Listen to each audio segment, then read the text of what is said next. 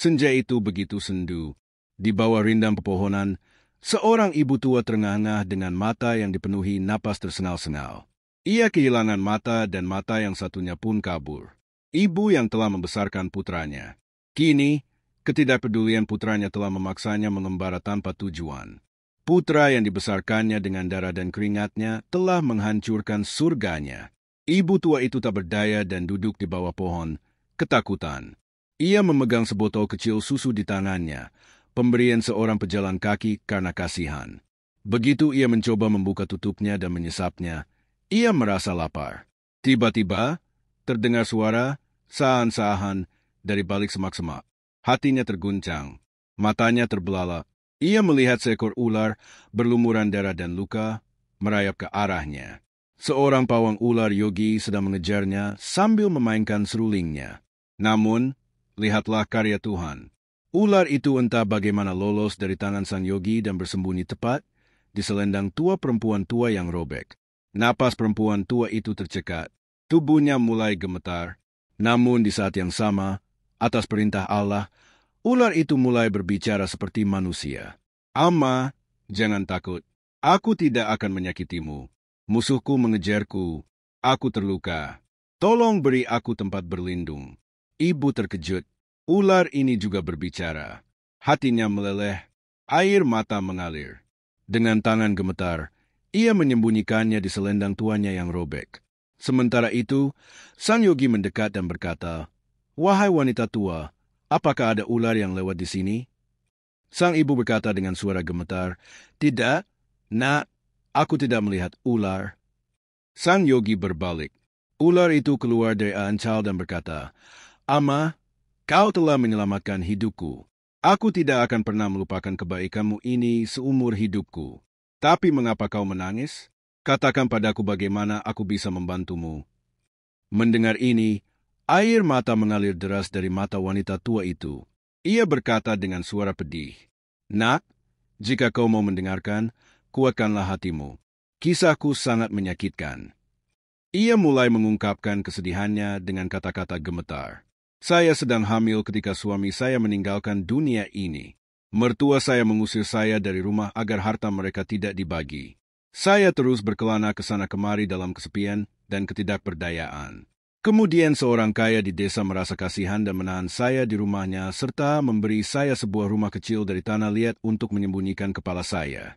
Hari-hari berlalu dan jumlah anak saya terus bertambah, hingga suatu hari Allah menganugerahi saya seorang putra. Dia adalah biji mata saya, kepingan hati saya. Saya hidup kembali berkat dukungannya. Namun takdir berkata lain. Suatu hari saya pulang kerja dengan putra kecil saya ketika tiba-tiba badai bertiup dan sebuah pohon tumbang menimpa putra saya. Matanya yang polos hancur, hati saya hancur saat itu. Saya mulai berpikir, ketika putra saya besar nanti, orang-orang akan mengejeknya dengan memanggilnya Kanha. Saya tidak tahan dengan penghinaan ini. Harapan saya adalah putra saya harus belajar dan menjadi perwira. Saya bergegas membawanya ke dokter. Setelah pemeriksaan, dokter mengatakan bahwa penglihatannya telah hilang selamanya. Tetapi jika Anda punya uang, Anda bisa mendapatkan mata baru. Saya berkata dengan bibir gemetar, "Dokter Sahab, saya punya 2 mata. Cabut satu dan pasang pada anak saya. Saya akan menghabiskan hidup saya dalam kegelapan. Tapi saya tidak bisa melihat anak saya dengan 1 mata." Dokter Sahab menatap mata saya dan berkata, "Amijaan, Anda sudah sangat lemah. Mencabut 1 mata adalah untuk Anda. Itu bisa berakibat fatal." Tapi hati seorang ibu tidak menerima logika apapun. Saya memohon padanya dengan keras kepala dan berkata sambil menangis, "Dokter Sahab, ambillah nyawa saya. Tapi kembalikan mata anak saya. Saya punya 2 mata. Cabut 1 dan pasang pada anak saya. Saya akan hidup di dunia yang gelap. Tapi anak saya tidak boleh tetap tidak lengkap." Akhirnya dokter itu sujud. Mata saya dicabut dan anak saya mendapat cahaya baru. Dia menjadi sehat. Dia mulai bersekolah. Saya juga mendapat pekerjaan menyapu dan mengepel di sekolah yang sama. Jika saya melihatnya dari kejauhan, hati saya akan tenang. Tapi sayang, anak saya mulai membenci saya setelah melihat saya kehilangan 1 mata. Dia kecil tapi kekasaran aneh telah memenuhi hatinya. Dia bahkan menolak untuk menerimaku sebagai ibunya di sekolah. Dia akan berkata bahwa pada hari kau memberitahu teman-temanku bahwa kau adalah ibuku, hari itu juga kau akan melihatku mati. Hatiku hancur setelah mendengar ini, tapi aku tetap diam. Saat dia tumbuh dewasa, kebenciannya terus meningkat.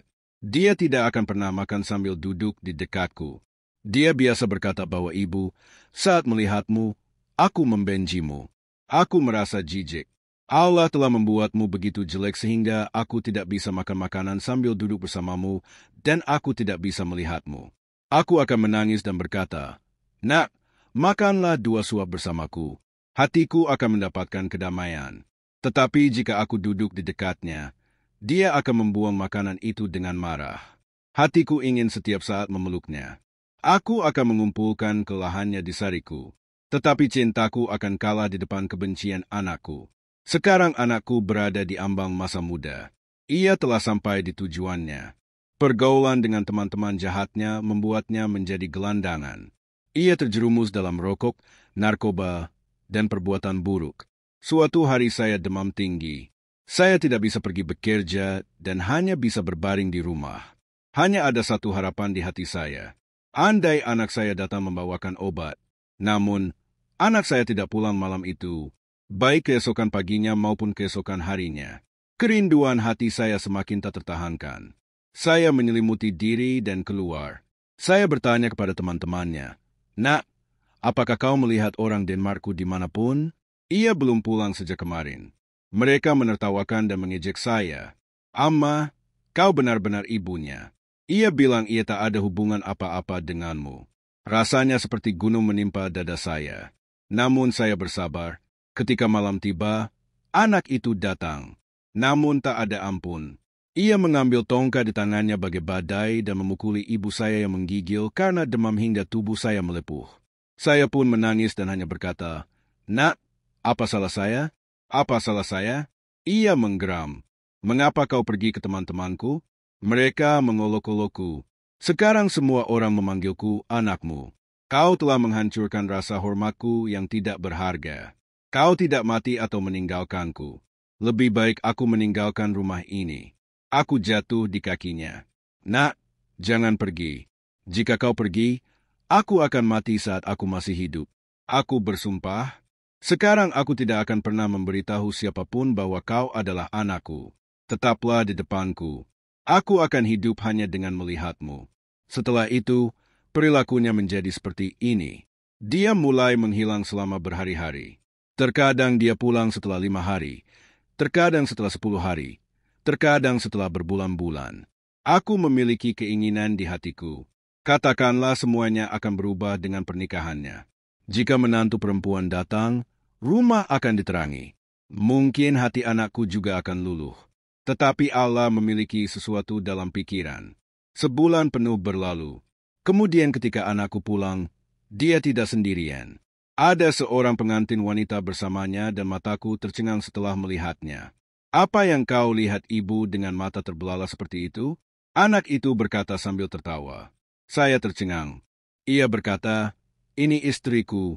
Aku sudah menikah. Hatiku hancur. Aku punya banyak mimpi tentang pernikahan putraku. Tapi dia tidak bertanya atau memberitahuku. Ya, kupikir tidak apa-apa. Sekarang putraku akan tinggal bersamaku. Tapi bagaimana aku bisa tahu bahwa menantu perempuan yang akan datang akan lebih kejam daripada putraku? Ia menatapku sekilas dan pergi ke kamarnya. Aku diam-diam mulai melayani mereka. Ketika putraku pergi ke kantor, menantu perempuan akan menyuruhku memijak kakinya, mengoleskan minyak, membuat teh, membawakan makanan. Aku terus melakukan semuanya dengan tulang yang lelah, tetapi menantu perempuan itu tetap tidak pernah bahagia. Terkadang putra dan menantu perempuan akan kembali setelah makan dan minum, dan aku akan tidur dalam keadaan lapar. Kesabaran menjadi temanku. Lalu suatu hari aku mendapat kabar baik bahwa menantu perempuan itu akan menjadi seorang ibu. Putranya sangat gembira. Ia berkata padaku, Ibu, jagalah istriku dengan baik. Dia seharusnya tidak kekurangan apapun. Aku menggelengkan kepala dan berkata, Tenang saja, Nak. Putranya pergi keluar untuk bekerja selama beberapa hari. Beban melayani menantu perempuan kini sepenuhnya berada di pundakku. Ia akan berkata, "Apa yang kau lihat? Cepat masak dan tambahkan susu ke dalam teh. Periksa tekanan darahku." Itu biasa terjadi.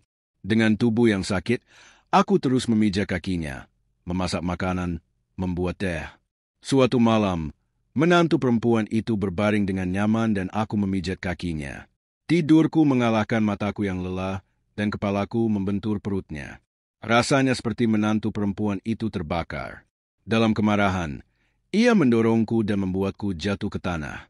Aku terus memohon. Menantu perempuan, itu tidak disengaja. Tolong maafkan aku. Tapi keadaannya semakin memburuk. Saat itu, putranya pulang.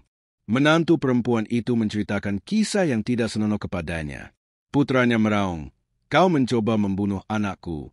Kau selalu menjadi musuhku. Lebih baik meninggalkan rumah ini daripada menjadi ibu seperti itu." Aku jatuh di kaki putranya dengan tangan gemetar. "Nak, kemana aku akan pergi?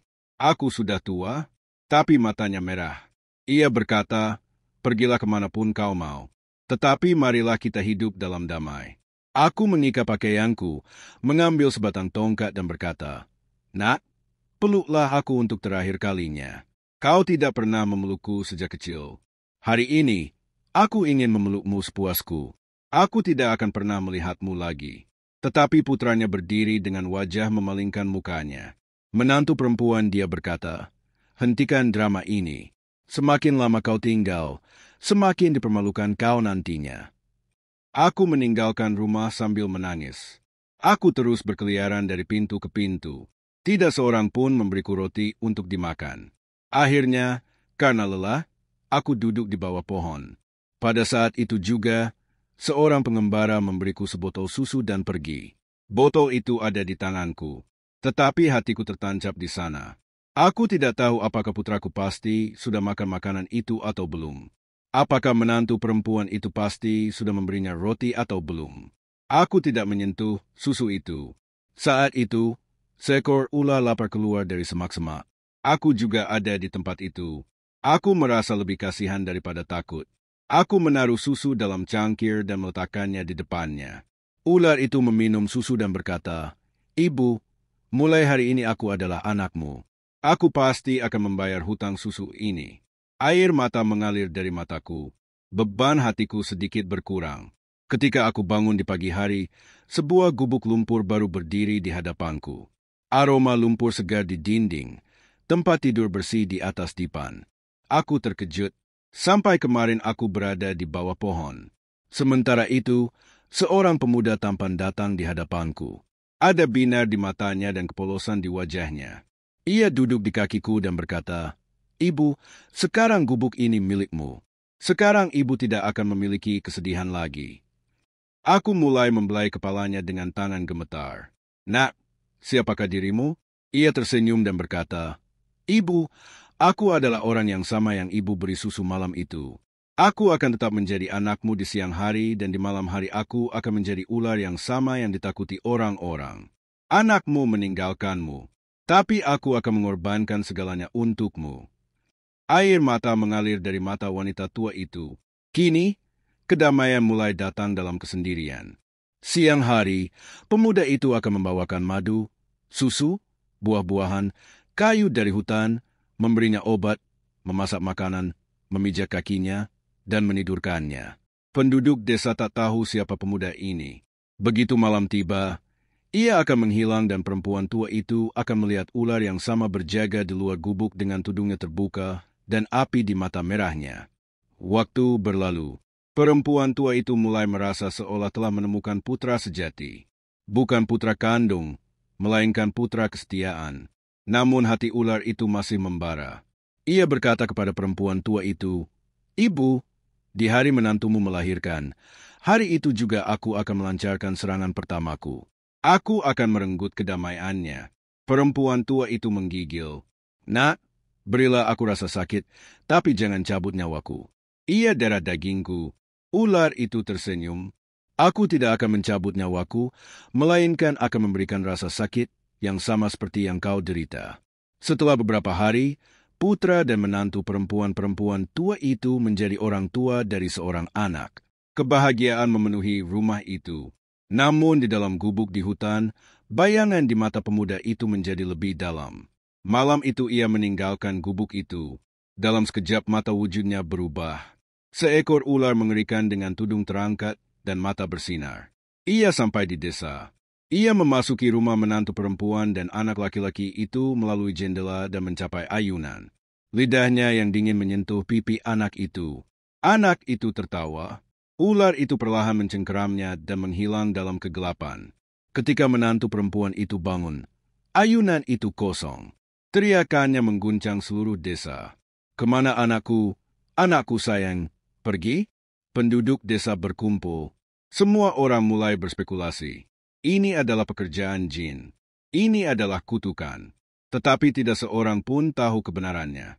Anak itu tertawa di pangkuan wanita tua di gubuk di hutan. Pemuda itu tersenyum. "Ibu, dia milikmu sekarang. Inilah kedamaian hatimu. Dan ini baru permulaan." Wanita tua itu mulai menangis. "Nak, kasihanilah." Mata pemuda itu bersinar merah. Belas kasih ditemukan di mana ada hati. Tak ada belas kasih di hati mereka. Kini ku renggut kedamaian hati mereka dan membayar utang susumu. Waktu berlalu. Menantu perempuan itu melahirkan putra kedua. Kebahagiaan kembali menyelimuti rumah. Namun rasa takut masih ada. Malam itu penjaga ditempatkan. Putranya waspada, tetapi tak seorang pun bisa menghentikannya. Perempuan tua itu kembali duduk di gubuk dengan cucu barunya di pangkuannya, dan pemuda itu berkata, "Ibu, sekarang akan ada serangan kedua." Tangan perempuan tua itu gemetar terangkat. "Jangan ambil nyawaku." Ia tersenyum. "Aku tak akan mengambil nyawaku, tetapi harga diri mereka pasti akan musnah. Aku akan menghancurkannya." Sesaat kemudian ia menghilang. Begitu ia keluar dari hutan, wujud aslinya sudah di depannya. Dengan tudungnya terbentang, mata penuh api dan pikiran yang teguh. Mata merahnya menyala seperti bara api.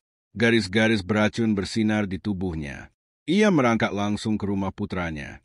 Tidak ada suara, tidak ada suara. Ketika ia masuk melalui jendela, tangisan anak itu tiba-tiba berhenti. Menantu perempuan itu berbalik dan terus tidur.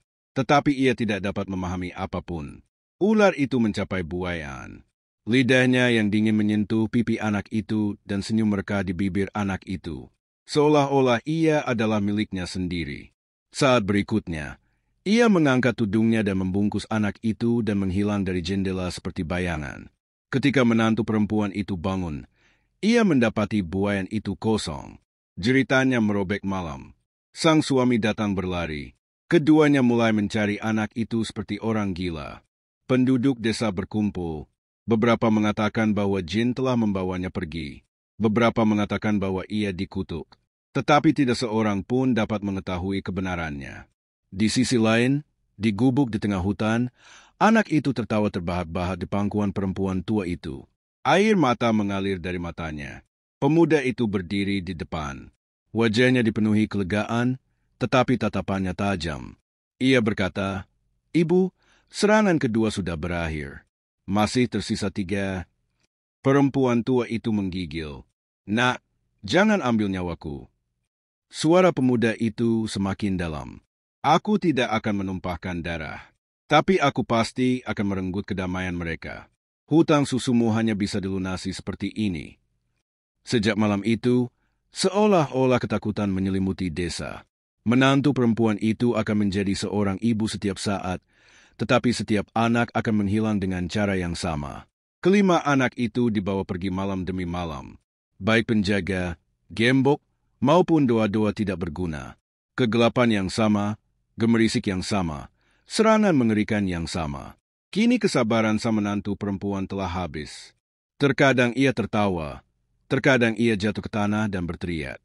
Orang-orang mulai menyebutnya gila. Harga diri sang suami hancur. Namun kebenaran masih tersembunyi dalam bayang-bayang.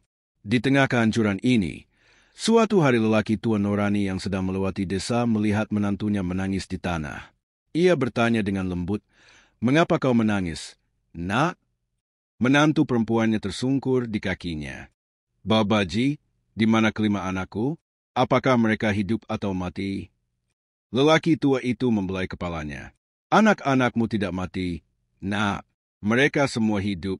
Tak ada jin yang membawa mereka pergi. Setiap kali ular datang dan membawa anak-anakmu ke gubuk di hutan, mereka aman di sana. Tubuh menantu perempuan itu gemetar. Tapi mengapa ular itu membawa anak-anakku pergi? Ada misteri di mata lelaki tua itu. Ini adalah pembalasan atas perbuatanmu. Sekarang ujianmu belum tiba. Jalan menuju hutan. Kebenaran menantimu di sana. Menantu perempuan itu menjerit. Aku menginginkan anak-anakku. Sekalipun aku harus mati. Lelaki tua itu berkata dengan suara rendah, aku akan menunjukkan jalannya, tetapi kau harus menghadapinya sendiri. Pria tua itu berada di depan, menantu perempuan dan suaminya di belakang. Jalan setapak itu panjang dan menakutkan. Penuh duri, sepi, terbungkus dalam keheningan. Sang menantu perempuan menggenggam tangan suaminya. Ia terus menangis. Aku takut. Jangan tinggalkan kami sendirian. Setelah berjalan agak jauh, tiba-tiba sebuah gubuk cahaya mulai muncul dari kejauhan. Napas menantu perempuan itu memburu. Lihat gubuk itu, anak-anakku pasti ada di sana. Keduanya berlari menuju gubuk itu. Ada sebuah gubuk lumpur di tengah hutan yang darinya cahaya tersaring keluar. Air mata mengalir dari mata menantu perempuan itu. Ya, inilah tempatnya. Anak-anakku ada di sini. Namun begitu mereka mendekati pintu, tanah bergetar. Desisan mengerikan merobek udara. Ular berbisa panjang itu berdiri di depan gubuk. Mata merahnya menyala seperti bara api. Tudungnya telah menjulang ke langit. Menantu perempuan itu memegang tangan suaminya dengan gemetar. Ini dia, ini ularnya. Desisan ular itu begitu mengerikan sehingga tanah seolah-olah akan meledak. Ketika keduanya bergerak menuju gubuk, ular itu berdiri menghalangi jalan. Sang suami ketakutan dan mundur. Namun menantu perempuan itu maju sambil berteriak, pergi dan berikan aku anak-anakku. Ular itu membanting tudungnya ke tanah. Kau pikir kisah perampasan dari seorang ibu akan diselesaikan dengan mudah. Menantu perempuan itu jatuh ke tanah dengan gemetar. Ia mulai menangis dengan tangan terlipat. Kami membuat kesalahan. Mohon maafkan kami. Racun bersinar di mata merah ular itu dan ia berkata, ketika kau merampas seorang putra dari seorang ibu, saat itu kau tidak merasakan sakit. Hari ini rasa sakitmu baru permulaan. Kisah yang sebenarnya belum diselesaikan. Menantu perempuan itu mengintip ke dalam gubuk dengan hati yang gemetar. Di dalam, wanita tua itu sedang bermain dengan anak-anaknya memeluknya. Ada kedamaian di matanya. Tetapi bagi menantu perempuan itu, pemandangan itu seperti penjara. Ia berteriak, Ama, anak-anakku, hati wanita tua itu meleleh. Tetapi ia memeluk anak-anak itu lebih erat lagi. Ular itu membentangkan tudungnya di pintu dan berkata, kalian belum diizinkan masuk. Kisah perbuatan kalian belum diselesaikan. Anak-anak ini adalah pelipur lara bagi ibu yang kau buat menangis. Kau harus lebih menderita. Sang suami berdiri diam, mata tertunduk. Tepat saat itu suara ular bergema. Tahukah kau mengapa ibumu buta sebelah mata?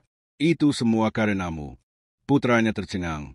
Ular itu berkata, ketika kau kehilangan matamu dalam kecelakaan di masa kecil, orang-orang memanggilmu cacat. Ibumu tidak bisa mentolerir ejekan ini. Dia memberikan salah satu matanya ke dokter agar kau bisa melihat. Dia sendiri mulai hidup dalam kegelapan tetapi mengorbankan dirinya untukmu. Sang suami jatuh ke tanah dan mulai berteriak. Suara ular itu menjadi lebih kasar. Ya, ibu yang sama yang kau aniaya, hina, biarkan lapar, ibu yang sama memberimu cahaya dan sebagai balasannya kau hancurkan hatinya. Sekarang kau bilang kau kesakitan? Tidak, rasa sakit yang sebenarnya belum datang. Penderitaan anak-anakmu adalah bagian darinya. Sang suami berteriak sambil menangis. Ibu maafkan aku. Ular itu meraung.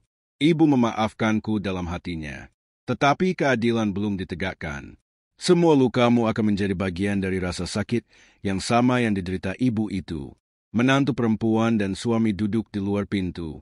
Air mata telah mengering. Namun, hatinya berdarah.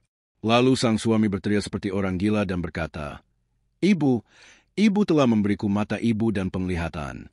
Hari ini aku akan mencungkil mata itu dan mengembalikannya kepadamu. Jika ibu tidak membuka pintu, aku akan memecahkannya di atas batu." Mendengar ini, hati perempuan tua yang duduk di dalam gubuk bergetar. Mainan anak-anak jatuh dari tangannya. Air mata mengalir dan ia berkata dengan suara gemetar, "Tidak, Nak. Jangan lakukan ini. Hatiku akan meledak." Tetapi sang suami mengambil batu itu dan benar-benar mendekatkannya ke matanya. Menantu perempuan itu memohon sambil terisak-isak, "Ibu, buka pintunya. Kami bersumpah, kami tidak akan pernah menyakiti hatimu lagi. Kami akan menghabiskan hidup kami di kakimu." Perempuan tua itu bangkit dengan tangan gemetar. Ular yang ditempatkan di pintu masih mengangkat tudungnya. Ia menatap perempuan tua itu. Perempuan tua itu berkata dengan lembut, "Nak, sekarang ujian mereka sudah berakhir. Akhiri balas dendam di sini." Untuk pertama kalinya, air mata muncul di mata ular itu. Perlahan ia menurunkan tudungnya dan menjauh dari pintu. Tawa anak-anak menggema dari dalam. Menantu perempuan itu berlari menuju pintu seperti orang gila. Sang suami mengikutinya dengan langkah gemetar. Pintu terbuka. Kelima anak itu berlari keluar dan memeluk ibu mereka. Menantu perempuan itu terus menangis sambil memeluk mereka. Sang suami memeluk semua orang dan jatuh ke tanah dan mulai menangis terseduh-seduh. Wanita tua itu berdiri di dekatnya. Air mata mengalir dari matanya. Ia menggendong putranya dengan tangan gemetar dan memeluknya. Setelah bertahun-tahun, hari ini hatiku terasa ringan. Sekarang aku merasa damai. Sang suami berkata dengan getir, "Ibu, aku telah berbuat salah padamu sepanjang hidupku. Tapi sekarang aku berjanji akan tetap di kakimu sampai napas terakhirku." Menantu perempuan itu juga memegang tangan wanita tua itu dan berkata, "Ibu, sekarang kau adalah ibu kami. Maafkan kami. Kami akan menjagamu seperti bunga." Ular itu duduk diam dan terus memperhatikan semuanya. Hari ini air mata menetes dari matanya, bukan racun. Ia berkata dengan suara berat, "Ingat, kalau aku ingkar janji, aku akan kembali." Bagaimana menurutmu cerita ini? Beritahu kami di kolom komentar, dan kalau kamu suka videonya, silakan like dan subscribe.